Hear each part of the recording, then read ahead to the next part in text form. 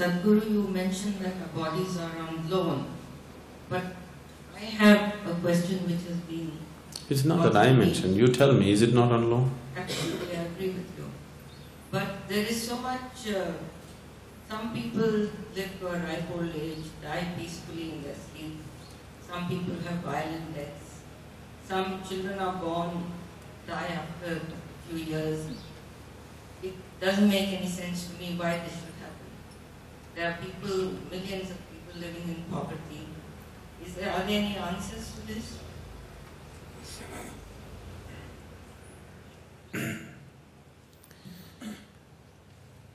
Millions of people are living in poverty.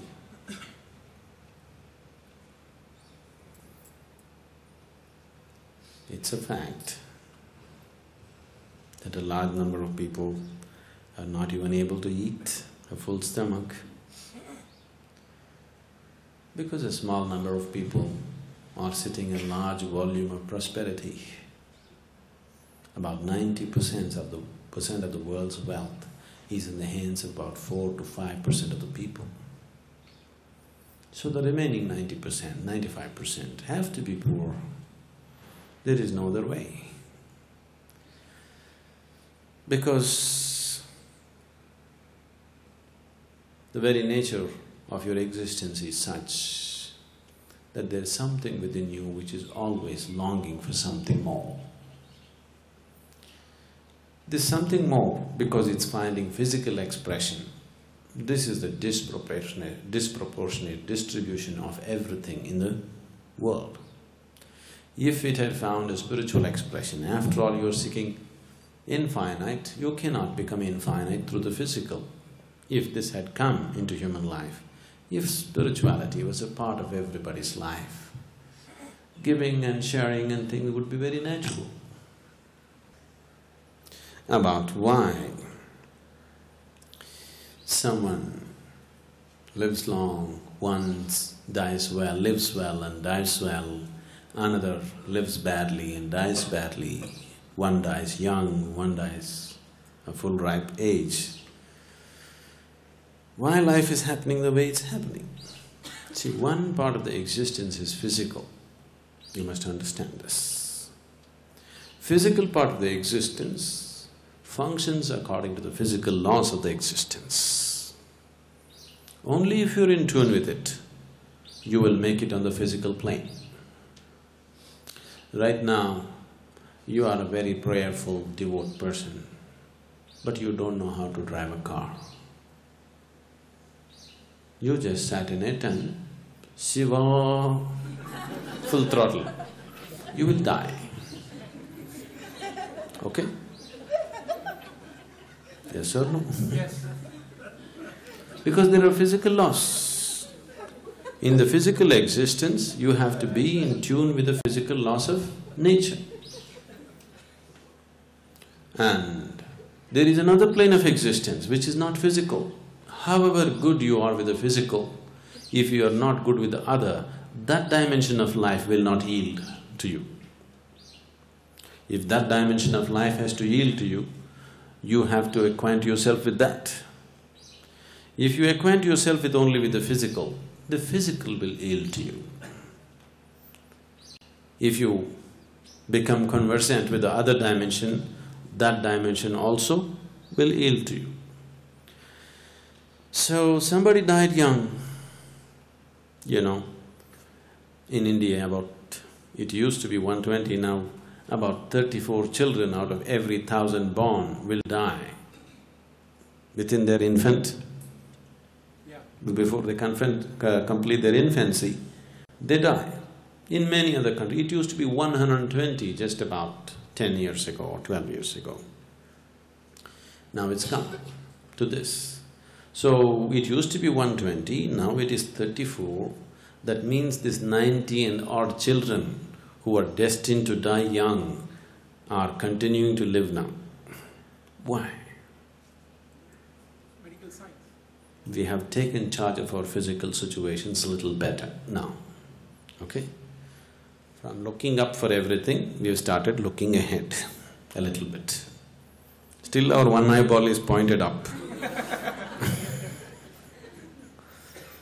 So still 34 are dying. If both our eyeballs are pointed in the front, we can bring this down considerably. But can you stop it? No. Because there is another dimension which does not belong to the physical. How much ever you fix the physical, that dimension will not cooperate with you. That needs a different kind of approach altogether. So someone suffers his life, someone enjoys his life, one thing on the physical plane, another thing on the inner plane, isn't it? Yes.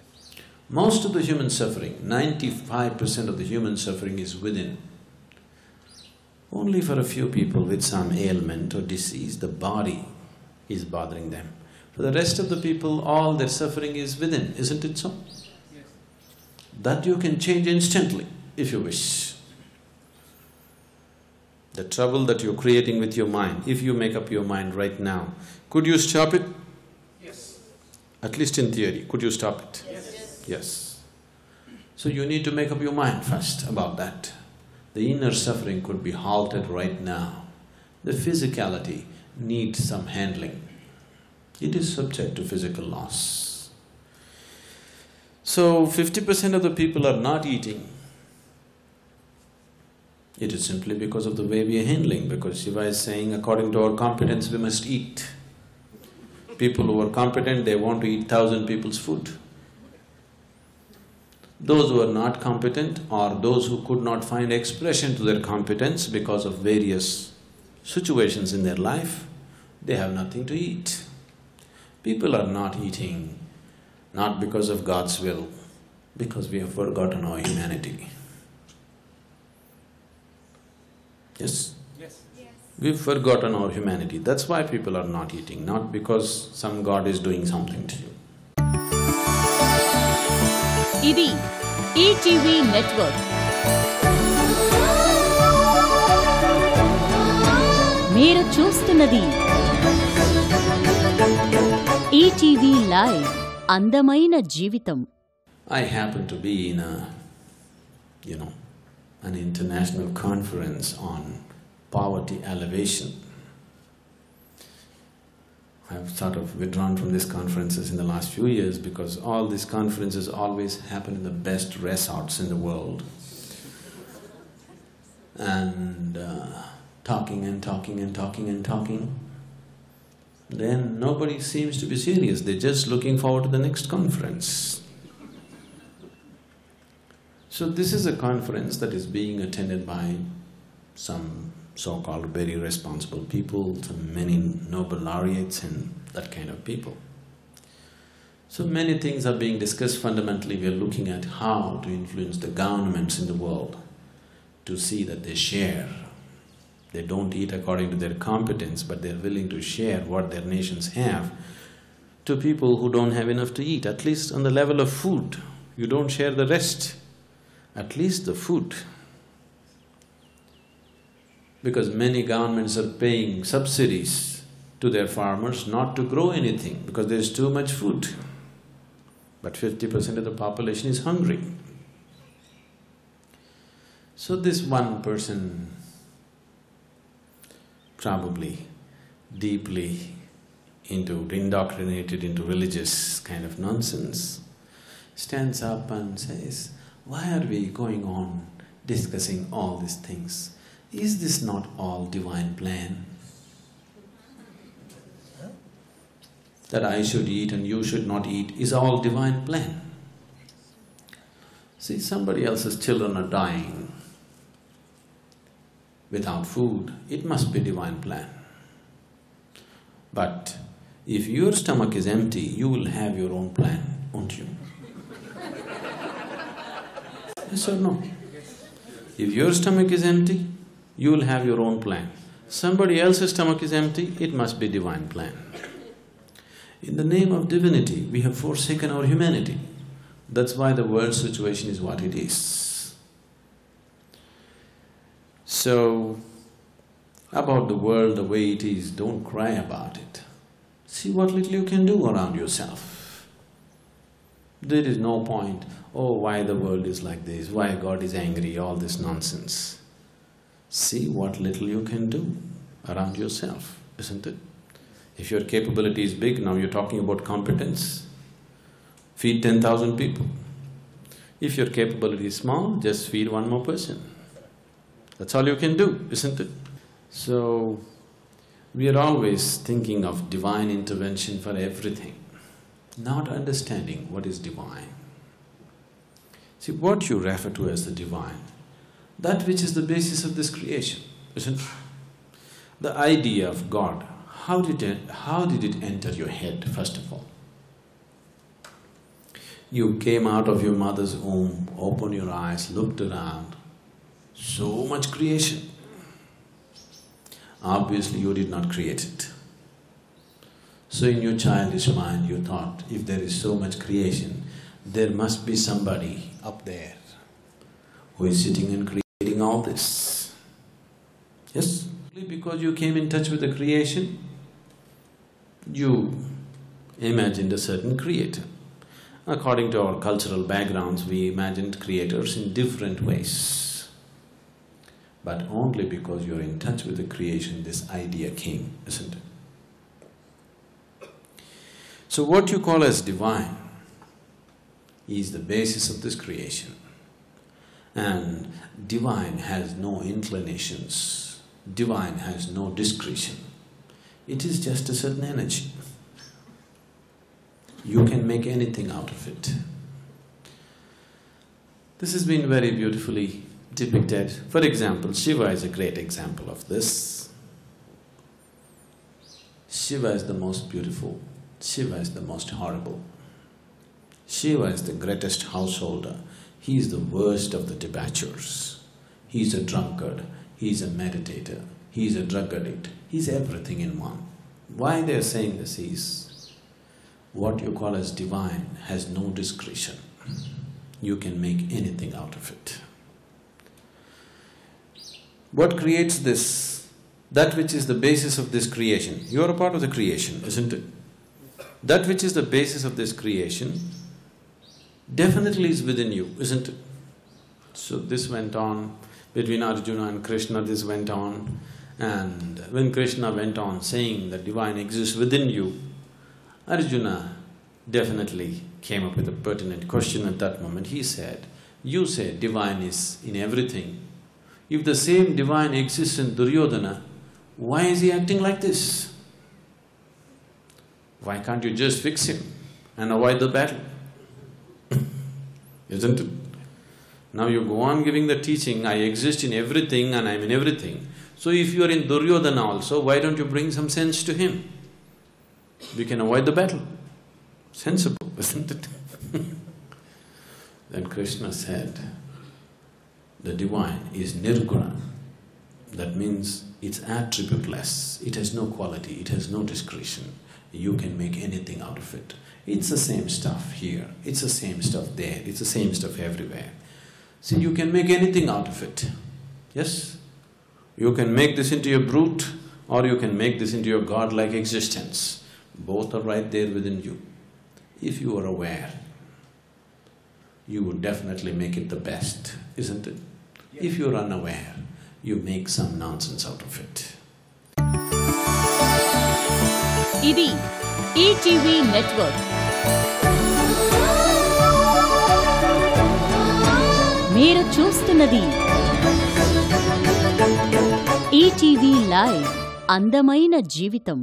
So what kind of nonsense we have made out of ourselves, that is the kind of world we live in. Generally, I'm saying, as a population, what kind of nonsense we make out of ourselves, that's the kind of society and that's the kind of world in which we live. If all of us are living in a heightened sense of awareness, oh, we would be living in a completely different society, isn't it? Yes. Isn't it so? If within the family, among 4 or 5 people, if all of you are in a certain state of awareness and acceptance, you would be living in a very different kind of family, isn't it? Everybody here is not living in the same type of family situation. For one person it's a blissful family, for another person it's a terrible family, isn't it? Yes. Depending upon what is their levels of awareness, accordingly they have dropped somewhere. Now, either you allow this to accidentally land you somewhere or you consciously create this. That's a choice you have in front of you. whether it is within you, or in the family, or in the society, or in the nation, or in the world. Either you just allow it to happen whichever way the external forces push you, or you start creating what you care for, and according to your competence you will move that far. Then the capability comes in, isn't it? सहस्रादि संवत्सरा पूर्वं नरज्ञान उद्धारणाय समर्पितम् आदियोगिराध्यं सप्तर्षिभ्यो बोधितम् अतिश्रेष्ठम् इदं विशालं विज्ञानम् आदियोगिनं प्रणमाम्यहम्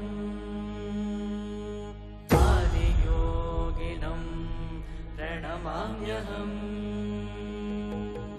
आदियोगिं नमस्तुभ्यं प्रसीद योगेश्वर जन्ममरणोऽलङ्कृत महाकाल नमोऽस्तु ते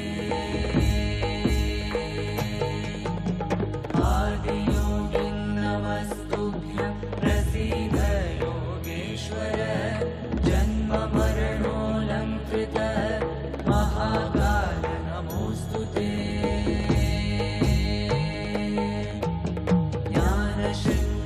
ज्ञानशृङ्गवृषारूढं प्रचण्डं विश्वेश्वरं जटाजूटं भस्माङ्गम् आदियोगिनं प्रणमाम्यहम् पृथ्वीतेजोदकं वायुं वशीकृतमाकाश च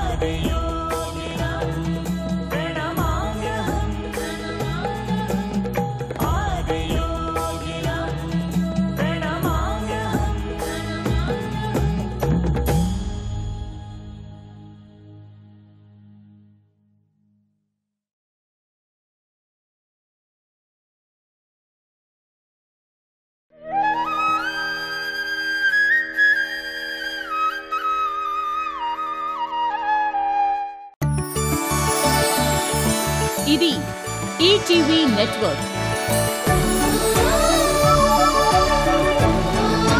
మీరు చూస్తున్నది